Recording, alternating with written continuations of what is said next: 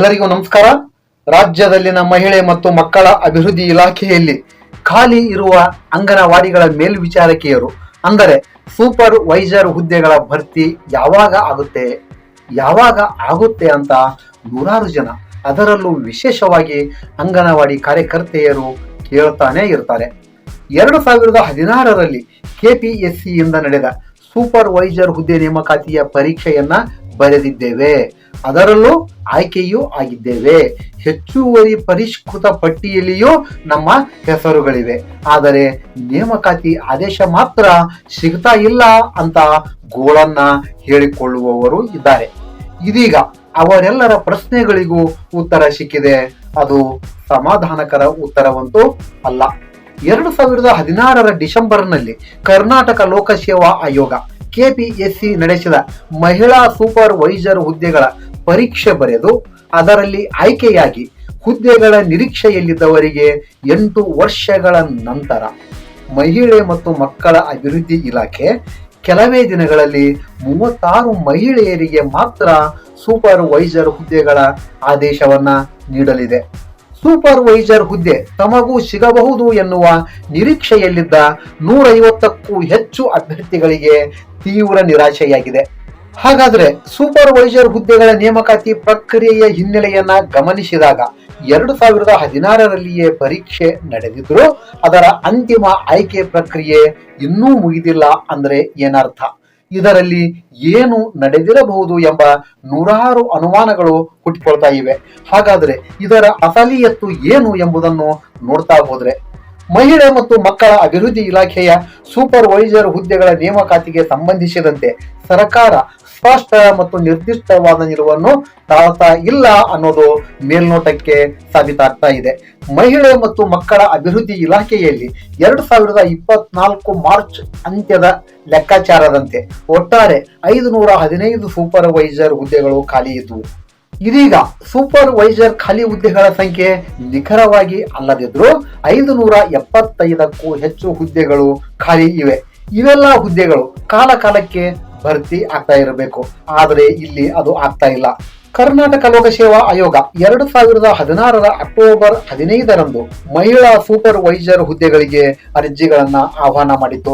ಇದರ ಪ್ರಕಾರ 2016ರ ಡಿಸೆಂಬರ್ 11ರಂದು ಲಿಖಿತ ಪರೀಕ್ಷೆಯೂ ನಡೆಯಿತು.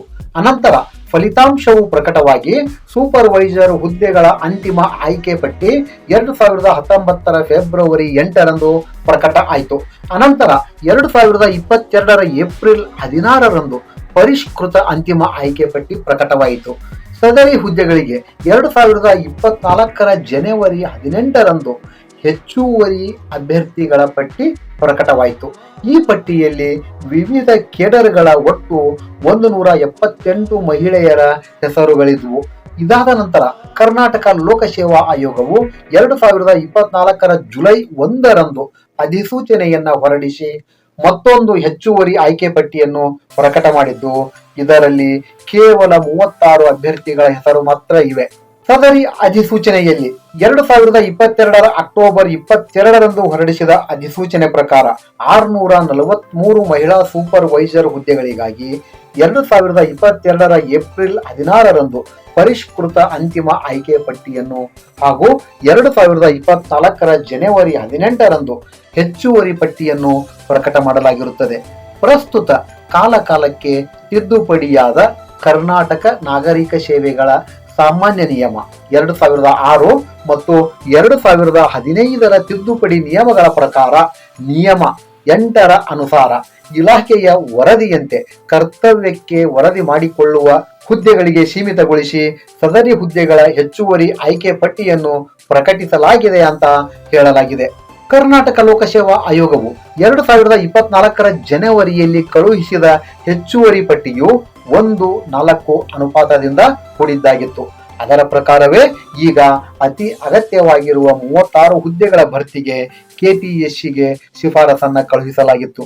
ಈಗ 36 ಸೂಪರ್ವೈಸರ್ ಹುದ್ದೆಗಳಿಗೆ ನೇಮಕಾತಿ ಆದೇಶ ಕೊಡುವ ನಿಟ್ಟಿನಲ್ಲಿ ದಾಖಲೆಗಳ ಪರಿಶೀಲನೆ ಕಾರ್ಯವೂ ನಡೆದಿದೆ.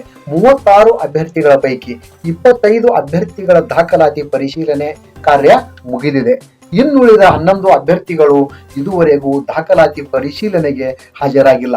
ಅವರಿಗೆ ಮತ್ತೊಮ್ಮೆ ಅವಕಾಶವನ್ನ ಕೊಡಲಾಗುವುದು. ಆಗಲೂ ಅವರು ಹಾಜರಾಗದೇ ಇದ್ದರೆ ದಾಖಲಾತಿಗಳ ಪರಿಶೀಲನೆಯಲ್ಲಿ ಪರಿಪೂರ್ಣರಾದವರಿಗೆ ಮೇಲ್ವಿಚಾರಕಿ ಹುದ್ದೆಗಳ ಆದೇಶ ಪತ್ರವನ್ನು ಕೊಡಲಾಗುವುದು ಎಂಬುದು ಮಹಿಳೆ ಮತ್ತು ಮಕ್ಕಳ ಅಭಿವೃದ್ಧಿ ಇಲಾಖೆ ಮೂಲಗಳ ಅಭಿಪ್ರಾಯವಾಗಿದೆ.